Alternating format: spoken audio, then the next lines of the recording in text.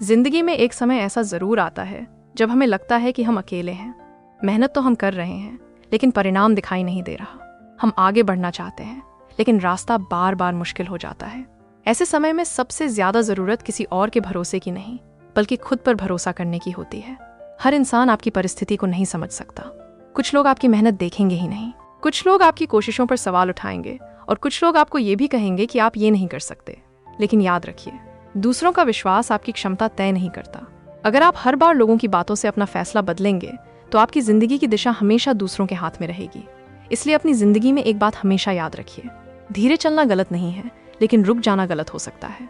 हो सकता है आपकी सफलता देर से आए, हो सकता है आपको दूसरों से ज्यादा मेहनत करनी पड़े, हो सकता है आपको कई बार असफलता मिले, लेकिन असफलता का मतलब ये नहीं कि आप हार गए। असफलता सिर्फ ये बताती है कि आपको अपना तरीका बदलने की जरूरत है। कई बार हम अपनी तुलना दूसरों से करने लगते हैं। कोई हमसे आगे निकल गया, किसी को हमसे पहले सफलता मिल गई, किसी की जिंदगी हमसे ज्यादा अच्छी दिखाई देने लगी।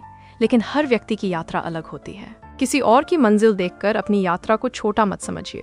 पेड़ भी एक दिन में बड़ा नहीं होता।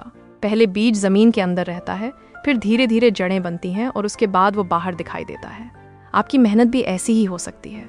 आज उसका परिणाम दिखाई न दे, इसका मतलब ये नहीं कि आपकी मेहनत बेकार जा रही है।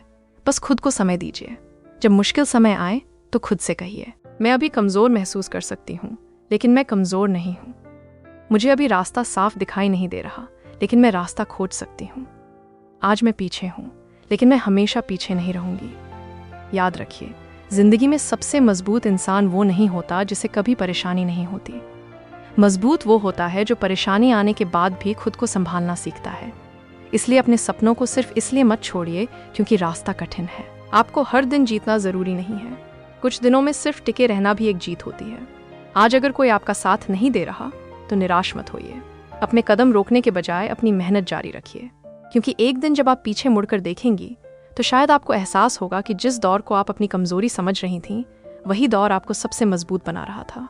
इसलिए खुद पर विश्वास रखिए। आपकी कहानी अभी खत्म नहीं हुई है। शायद सबसे अच्छा अध्याय अभी लिखा जाना बाकी है।